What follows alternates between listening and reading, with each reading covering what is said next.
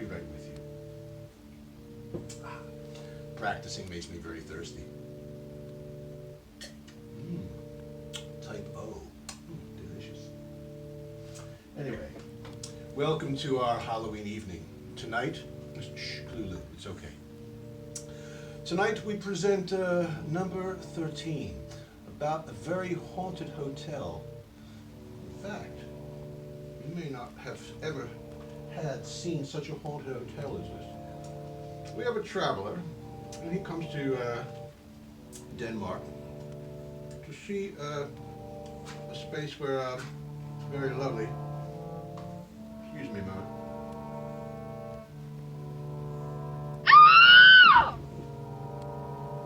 I'm sorry, I didn't know you were in there.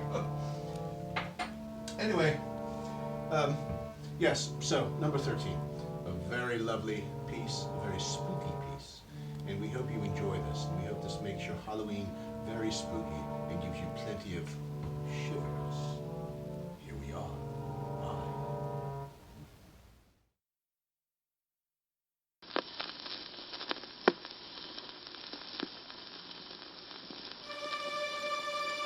The makers of Fantastic Cigarettes. Fantastic Cigarettes, long in the leaf and short in the can, bring you the Weathertop Radio Mystery Theater.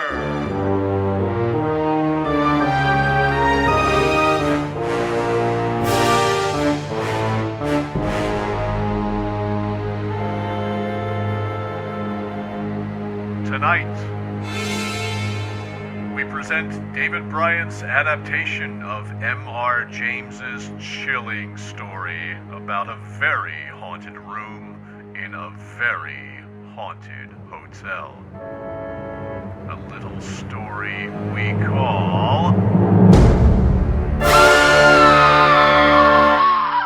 Number 13.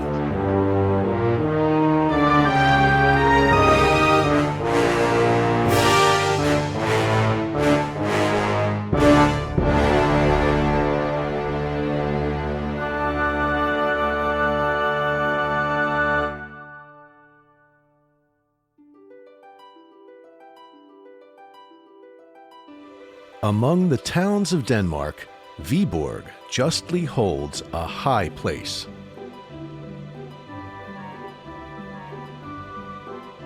It has a handsome cathedral, a charming garden, a lake of great beauty, and many storks. There are a good number of excellent hotels in Viborg, and my cousin, Hans Andersen, whose experiences I have to tell you now, stayed at a hotel called the Golden Lion the first time he visited Viborg. He has refused to visit Viborg since, and the following story will perhaps explain the reason for his abstention.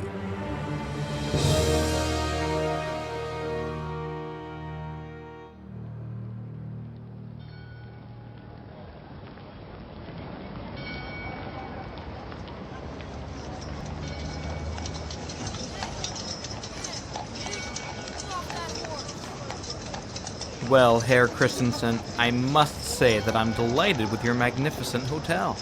Just look at the way the sun warms up the color of that ancient stone and brickwork. The gables, the old-fashioned text over the front door, the courtyard. It's marvelous, simply marvelous. Yeah, Herr Andersen, the Golden Lion is one of the very few houses that was not destroyed in the Great Fire of 1726. It practically demolished the entire town. The cathedral, some municipal buildings, everything was burned down. Well, thank heavens this place was spared. I am really looking forward to spending some time at your hotel. It's the epitome of the charm of old Denmark. Thank you, Herr Andersen, thank you. Now, if you will please follow me, I will lead you to your room. One of my men will take your luggage. Please, let us go.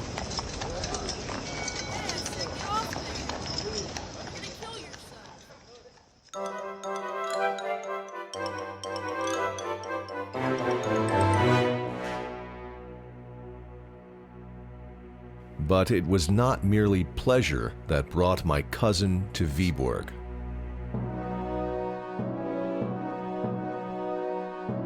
He was engaged upon some research into the church history of Denmark, and it came to his knowledge that in the town archives of Viborg there lay some papers saved from the Great Fire of 1726, relating to the last days of Roman Catholicism in that country. He proposed to spend a few weeks studying these manuscripts firsthand to aid in his research.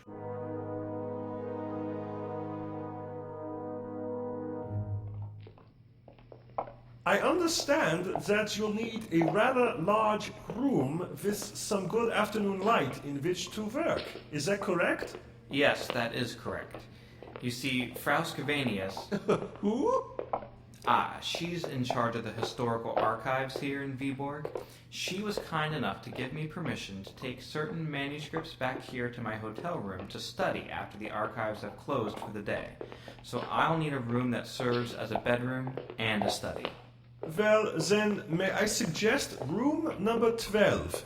It's right here on the second floor, so you won't have too many steps after a hard day's work at the archives. And it should be large enough for your needs. Right here.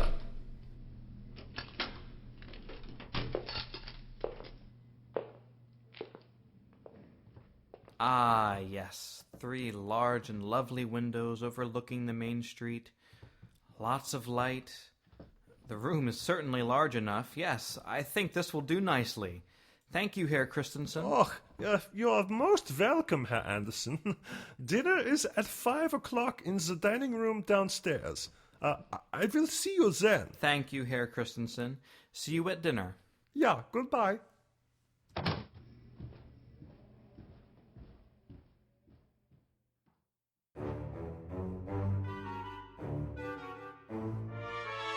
As my cousin descended the stairs to the dining room, he noticed a large blackboard on the landing of the stairs. As was the custom in Denmark at the time, the names of the lodgers at the Golden Lion Inn were displayed on this blackboard, along with their occupation, duration of stay, and their room number. Anderson noticed the odd assortment of salesmen, lawyers, and fellow travelers. The list was not exciting.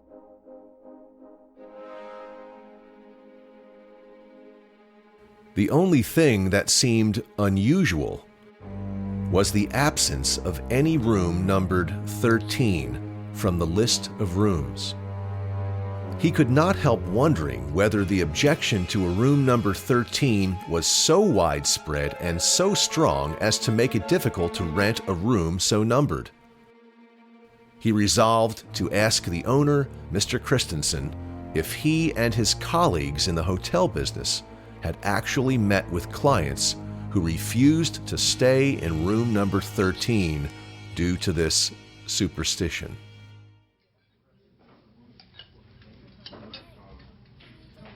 Well, Herr Christensen, dinner was delicious. A perfect meal. Please, give my regards to your fine cook. Why, thank you, Herr Anderson, thank you. I will do that. Would you care to have a drink here at the bar with me, now that you have finished your dinner? Thank you, but no. I'm pretty tired from the long trip today. I'm really looking forward to a good night's sleep. Perhaps another night? Certainly, Herr Anderson, certainly. I wish you a pleasant evening and a sound sleep. Breakfast is at 7. Thank you, Herr Christensen. Good night. Yeah, good night. Good night.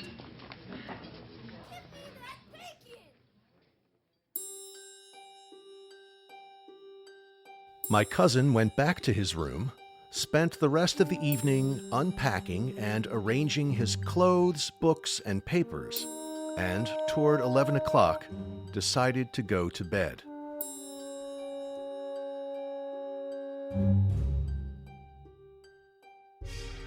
Just as he was settling in to read for a few moments before putting out his light, he realized that he'd left his book in the dining room and went downstairs to retrieve it.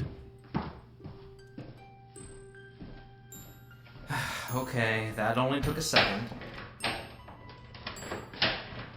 What's this? Why won't this blasted thing open? I don't remember locking my door.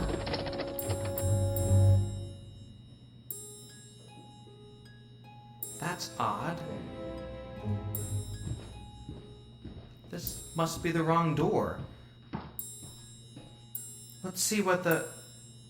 Why... This door says number 13.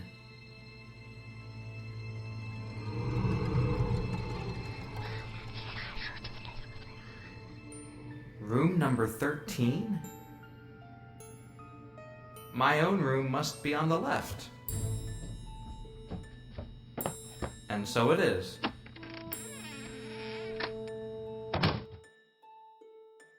Interesting, having a room number 13 but not renting it out, or even posting it on the board downstairs.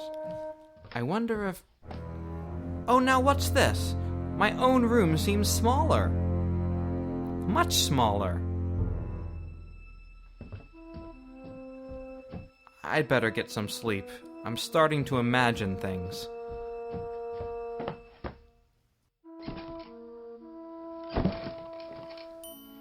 Oh, that's so comfortable.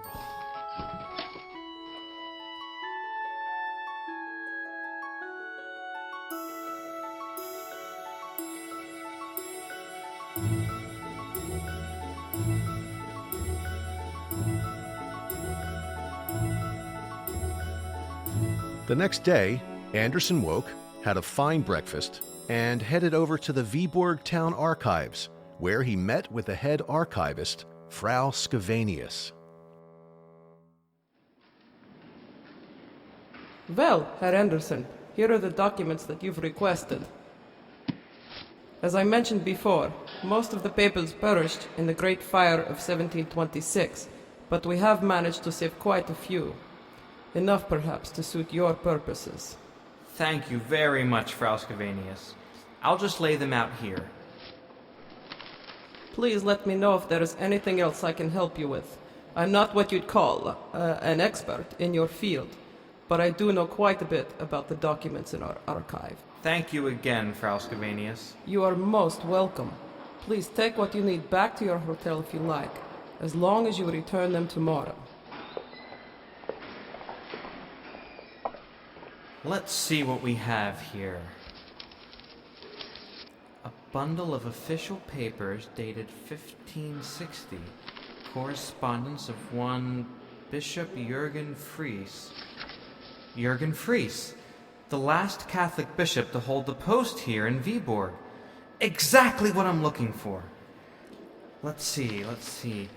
Private papers, edicts, church decrees. Hello. What's this? A letter from Rasmus Nielsen, the leader of the opposing Protestant party. Well, the two adversaries meet. Let's see what he has to say to our dear Bishop Jürgen Fries.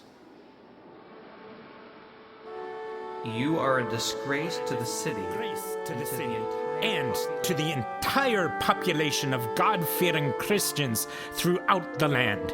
You have brought scandal and are a stumbling block to the entire Reformed Party, inasmuch as your practicing of certain secret and wicked arts, having sold your immortal soul to the sworn enemy of mankind. It is representative of the gross corruption and superstition of the Babylonish church that such a viper and blood-sucking sorcerer as Mag Nicholas Franken should be patronized and harbored by you, the so-called bishop of the church. That Mag Franken is by all accounts an agent of Satan himself and has contributed mightily to the downfall of his fellow man in that he continually practices abhorrent rites of...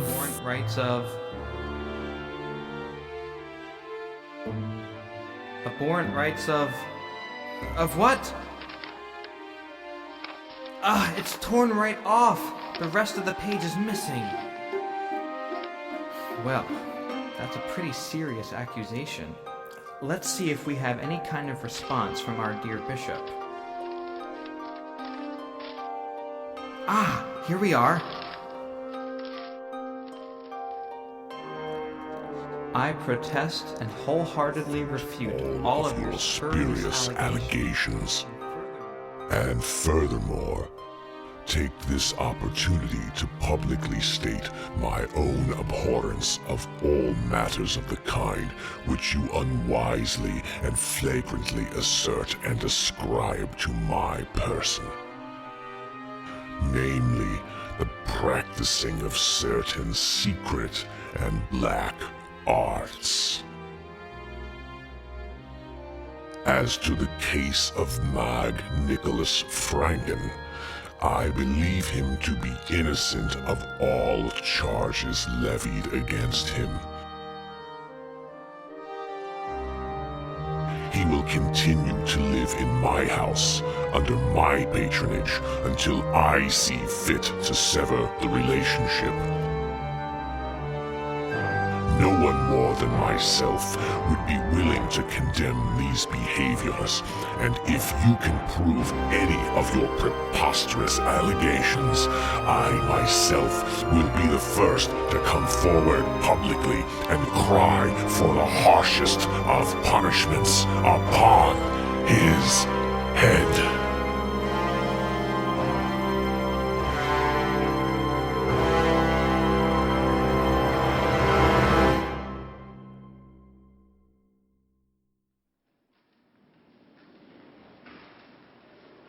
Wow.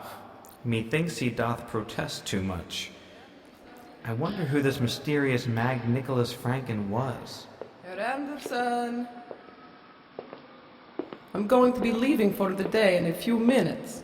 Is there anything else I can assist you with? No, thank you. I've had a very productive day.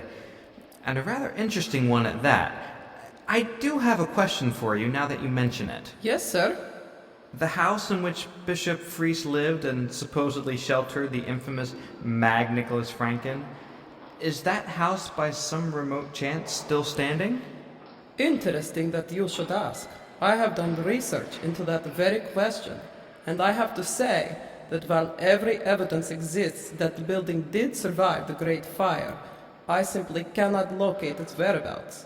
The one piece of manuscript evidence that would definitely locate the property is torn away at the very spot that would furnish the information.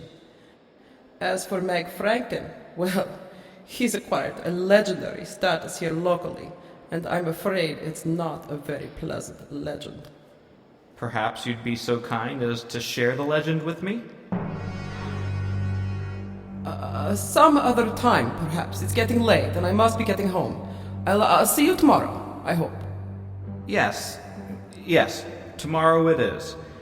Well, thank you for all your help, Frau Scavenius. Not at all, Herr Anderson.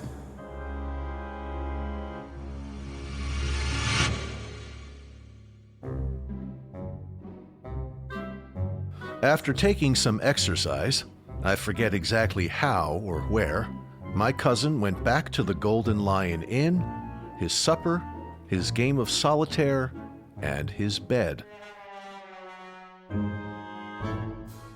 On the way to his room, it occurred to him that he had forgotten to talk to the owner of the hotel about the omission of room number 13 from the blackboard on the stairs landing. He also wanted to make sure that room number 13 did in fact exist before he made any mention of it.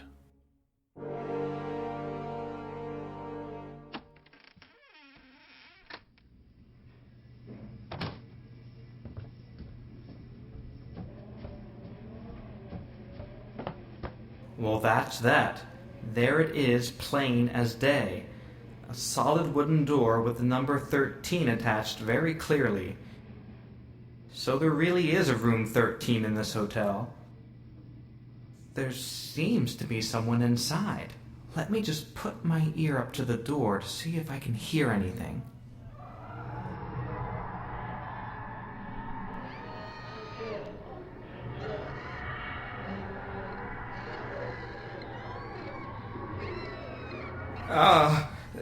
Yes, well, it's obviously occupied. I'll get back to my own room now.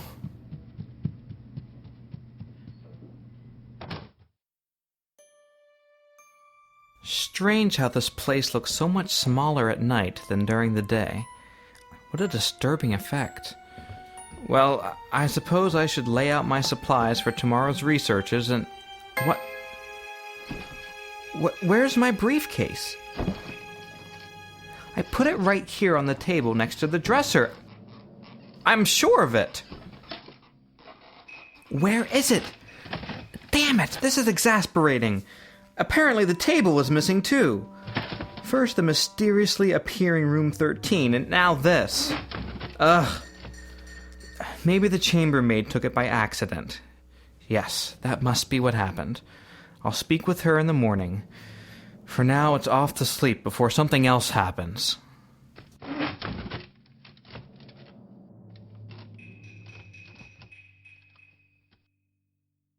But in his agitated state, sleep did not come to my cousin. Much too upset to sleep, he lit a cigarette and stood at the window, the far right window, and looked out on the quiet night streets below. The light from his room was behind him, and he could see his own shadow clearly cast on the wall opposite. He could also see the shadow of the bearded man in room number 11 on the left, brushing his hair. And he could see the shadow of the occupant on the right. The occupant of room number 13. He's leaning on the window looking out at the night, too. I'd love to get a good look at him. Impossible to tell if number 13's a man or woman from the shadow. Seems to be tall and very thin, though. What on earth does he have on his head? Looks like a strange kind of pointed hood. What a weird lighting effect that is. That flickering red light like flames. Flames without smoke.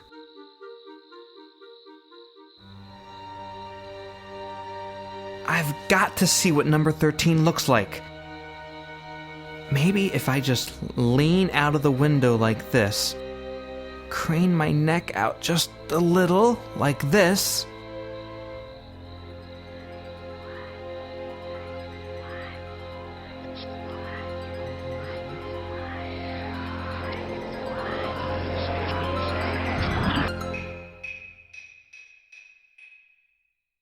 Look at that.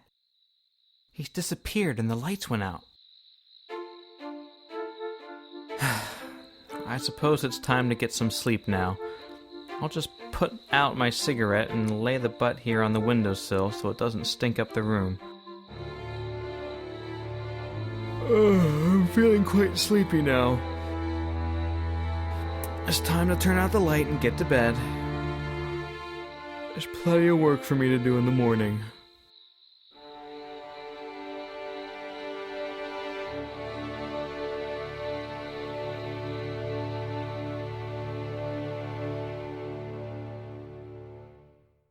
The next morning, as the chambermaid came in to tidy the room and bring new linens, my cousin accosted her regarding the matter of his briefcase. Good morning, sir. Excuse me. Yes, good morning. Please bring my briefcase back immediately. I needed some materials last night. It was extremely inconvenient to not have it here. Your what, sir? Did you say briefcase? Yes, my briefcase. My briefcase. Look here, I see nothing funny about this matter at all. Sir, and if you... sir, your briefcase is right there, on the table. What? By the dresser. It's right there, where you left it yesterday, sir. Will there be anything else? No. No. Yeah. I mean, no. Thank you. Oh, yeah. Bye-bye. I must be going crazy. I could have sworn that the briefcase and the table were missing last night. And now here they both are, exactly where I left them yesterday. Maybe I'll get a little fresh air over here at the window. What a beautiful morning. What have I squished my hand into here on the windowsill? What? I really am losing my mind. I could have sworn that I smoked my cigarette last night at the far right window, and now here's the cigarette butt in the middle window? It's like my room shrunk last night and got bigger this morning. Okay, steady, Hans. Steady. There's got to be a rational explanation for all this. What I need is a good, solid Danish breakfast. That'll fix everything.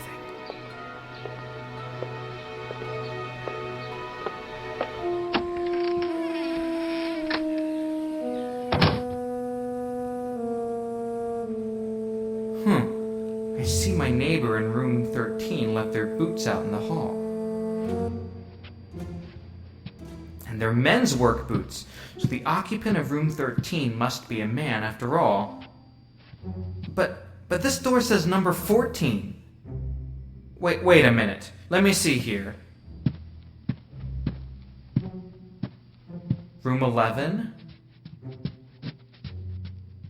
Room 12. This is my room. And right next door to me is room 14.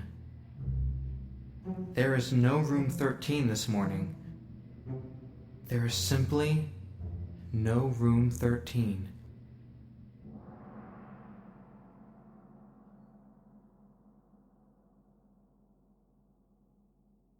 Later that morning, Anderson was back with Frau Scavenius at the Viborg Archives. I have located the only other correspondence related to the matter of Bishop Jorgen Fries. Here it is, Herr Anderson. Thank you, Frau Scavenius. Let's see what we have here. This looks like a letter from Bishop Jorgen Fries to Rasmus Nielsen. Although we are not in the least degree inclined to assent to your judgment concerning our court, and shall be prepared, if need be, to withstand you to the uttermost in that behalf. Yet for as much as our trusty and well-beloved Mag Nicholas Franken, against whom you have dared to allege certain false and malicious charges, hath been suddenly removed from among us, it is apparent that the question for this time falls moot.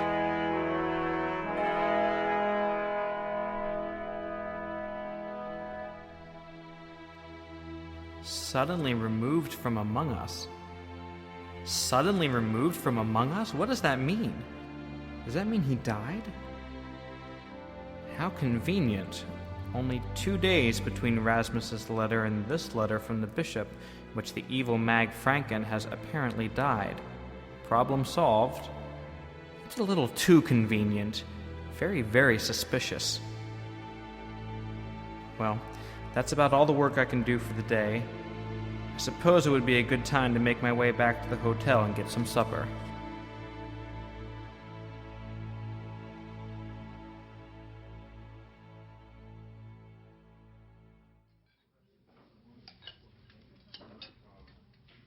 Here's your dinner.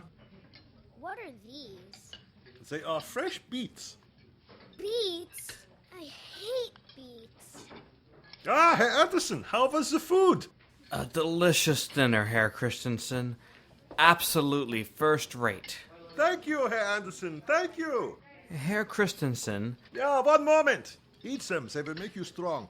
I don't care if they'll make me strong. I have a question which I believe you are uniquely qualified to answer. Okay, I will do my best. They smell like garbage. They are not garbage, they are beets. while not eating them. Oh, my God, this child is a pain. My question is simply this. What is the reason for why in most of the hotels one visits in this country, the number 13 is left out of the list of rooms? I see you have none listed on your board here. To think that you should have noticed a thing like that.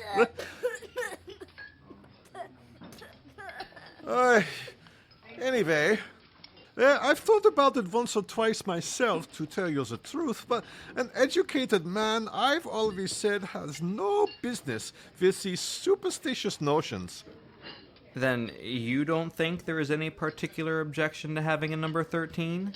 Oh, no, not at all, no. And when you came here, was there a number 13? I was going to tell you about that. You see, in a place like this, the commercial class, the travelers, they are what we have to provide for in general. Well, put them in room number 13? Why, they'd as soon sleep in the street, or sooner. as far as I am concerned myself, it wouldn't make a penny difference to me what number my room was, and so I've often said to them, but they stick to it that it brings them bad luck. They have dozens of stories about people who have slept in room number 13, have never been the same again, or they, well, one thing or another. You know how stories go. Then what do you use your number 13 for? My number 13? My number 13? Why, don't I just tell you that there isn't such a thing in my house? If there was a number 13, why, it would be right next to your room. Well, yes, only I happened to notice, that is, I thought, last night, that I saw a door numbered 13 in the hallway. And really, I am almost certain that I'm right, because I saw it the night before as well.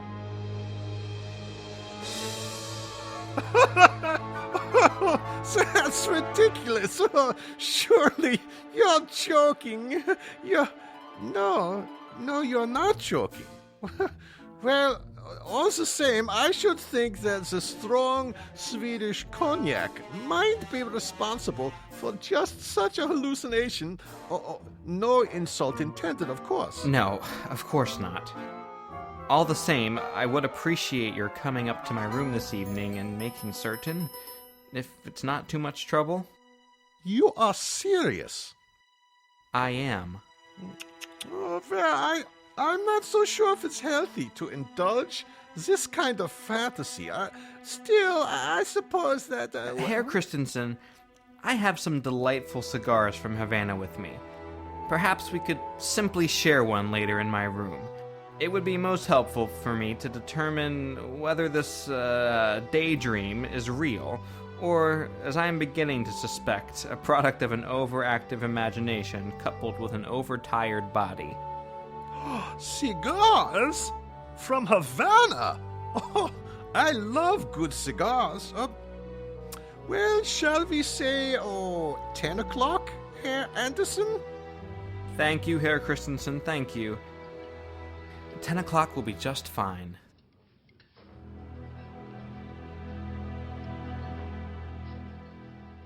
I'd rather have bacon. Shut up. This is indeed a fine cigar, Herr Anderson. Thank you, Herr Christensen.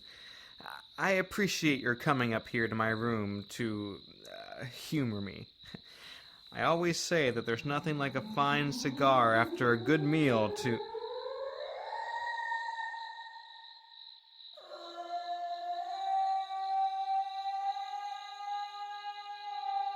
What in God's name is that? I don't understand it. Oh, it's dreadful. Perhaps it was a cat. A cat? That's no cat. And what's more, it seems to be coming from right next door. That's the lawyer's room, isn't it? Yeah, that's right. It's Herr Jensen's room. He is an old customer.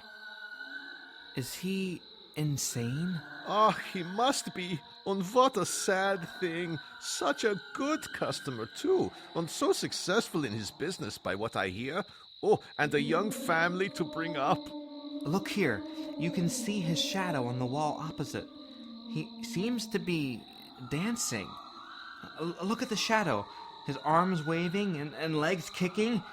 He seems agile enough. Yeah, dancing and wailing like that.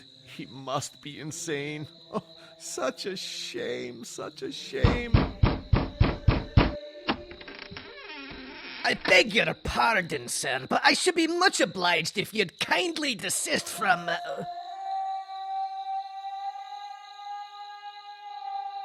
What? Why, then it's not you, but who? What in the name of heaven does this mean? Where is it? What is it? Am I going out of my mind? Surely, Herr Jensen, it comes from your room next door. Maybe there's a cat or something stuck in the chimney? A cat? Impossible! Impossible! There is no chimney. I came here because I was convinced that the noise was going on here. It was certainly coming from the room next to mine. Was there no door between yours and mine? No, sir. At least not this morning. Ah, what about tonight? I couldn't say. I'm not sure. Come, what have you to say, Herr Christensen? What on earth does this mean? For good heavens, how should I tell? I know nothing, no more than you gentlemen. I pray I may never hear such a noise again. Oh, so do I. But we must do something, the three of us. Shall we go and investigate in the next room? But that is Herr Jensen's room. It's no use. He has come from there himself. I'm not so sure. I think this gentleman is right. We must go and see. Here, take this umbrella. I'll take my walking stick. Let's go see about this.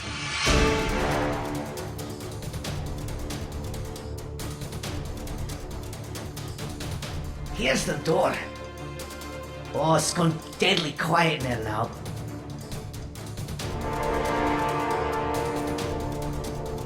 But there's a light under the door. There must be someone in there.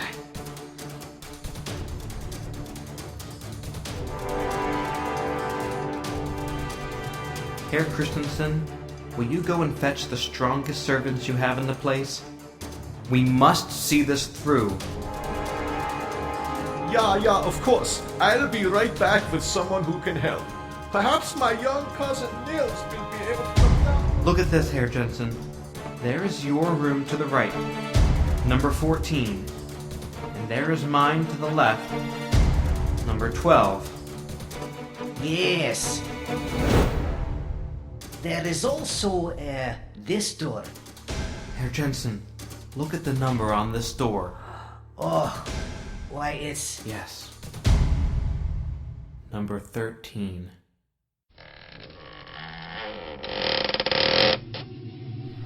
Good evening, Herr Anderson. Anderson! Move, man! Quick, move!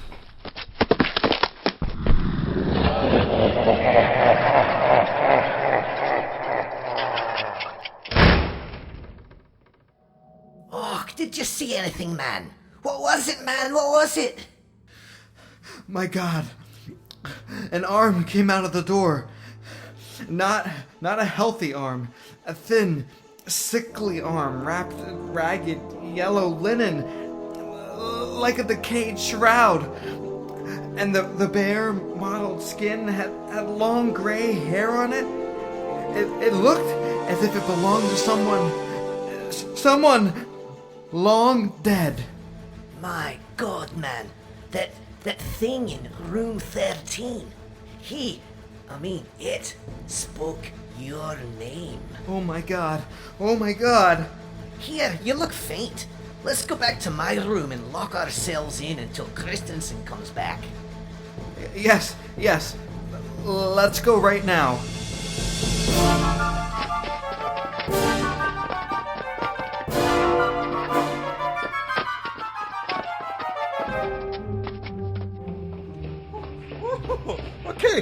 gentlemen, here we are. I have brought my young cousin Nils. Oh, he is a good strong boy with a good solid crowbar. Excellent. Let's see who's in this room now. You, take your crowbar to that door and break it down. We'll soon have an answer to this mystery. Okay, Nils, put some muscle into it. Hit it as hard as you can. Okay, here we go. 1, 2, 3.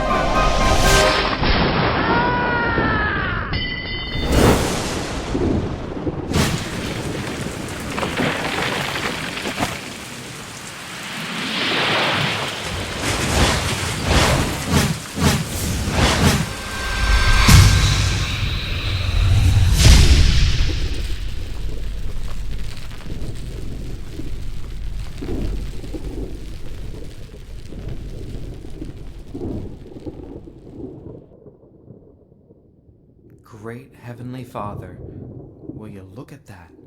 It's just a plaster wall. There's my door over there, and My door right next to it over here. Oh, goodness. Look at the gash on the plaster wall.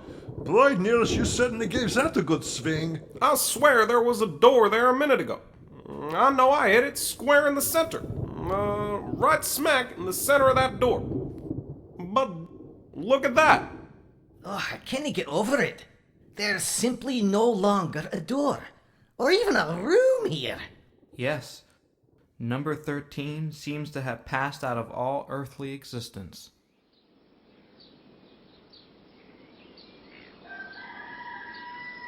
It's morning.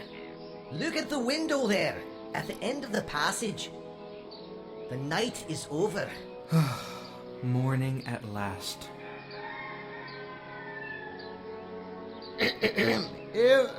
Gentlemen, perhaps you would like another room on the house, as they say. That is, a different room on a different floor. Would that be suitable? Yes, that would be perfect, Herr Christensen. Yes, perfect. The next morning, the same parties reassembled in room number 12. Herr Christensen was naturally anxious to avoid engaging outside help, and yet it was imperative that the mystery attached to that part of the house be solved. The furniture was cleared away, and at the cost of a good many irretrievably damaged floor planks, the portion of floor was taken up which lay nearest to room number 14. You will naturally suppose that a skeleton, say, of Mag Nicholas Franken, was discovered beneath the floorboards. That was not so. What they did find lying between the beams which supported the flooring was a small copper box. In it was a neatly folded vellum document with about 20 lines of writing in some unknown language. At the bottom of the document, the signature of Bishop Jorgen Fries was quite legible, and although the vellum was faded and ancient, one could plainly see that the liquid used to sign the name at the bottom was, indeed, blood.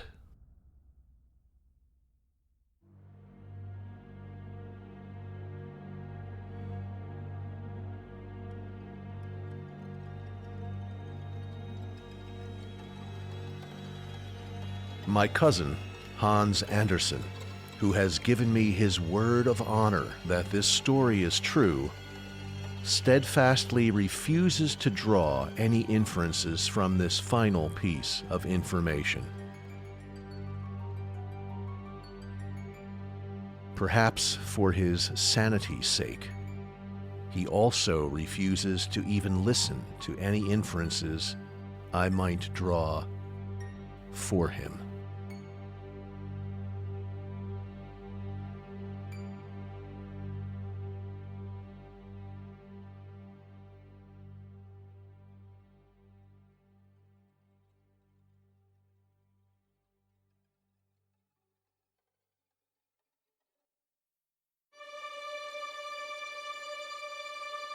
You have been listening to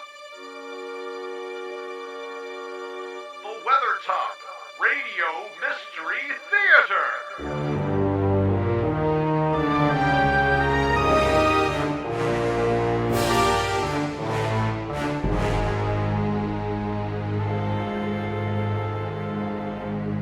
Tonight, our production of number 13 was adapted especially for the Weathertop Radio Mystery Theater by David Bryant and starred Kevin Monahan as Anderson, Kumri Drake, as Christensen and Bishop Jorgen Fries, Janine Bryant, as Frau Scavenius and the Maid, Mark Young, as Rasmus Nielsen, Fergus McDougal, as Jensen, Noah Bryant, as Nils, Nate Bryant, as the naughty kid in the cafe. Number 13 was composed and conducted by David Bryant and featured the Wetherell Treehouse Symphony. Thank you for listening. Good night, and pleasant dreams.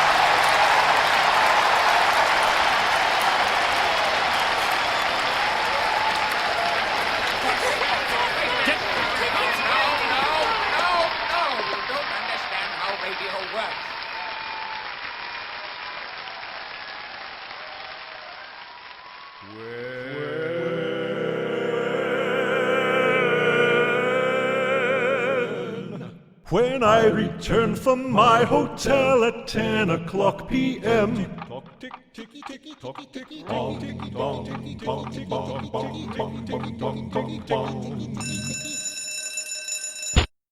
The waiters think I am unwell. I do not care for them. But when I've locked my chamber door and put my boots outside, I dance all night upon the floor. And even if my neighbors swore, I'd go on dancing all the more. For I'm acquainted with the lore, and in despite of all their joy, the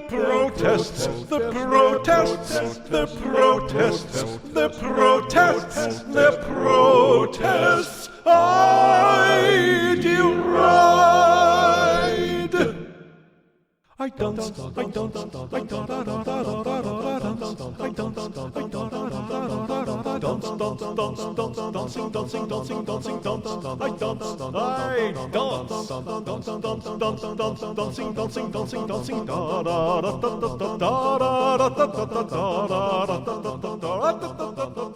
If you or your group would like to perform number 13 live, a full orchestral score, instrumental parts, Foley cues, and vocal scripts are available. Number 13 is also available in a variety of different performance option packages, including Foley and orchestral background recordings.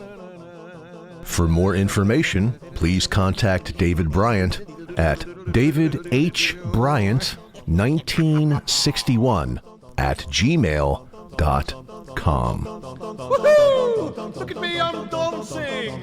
Dancing, I'm dancing! Ginny, look, I'm dancing! I'm dancing!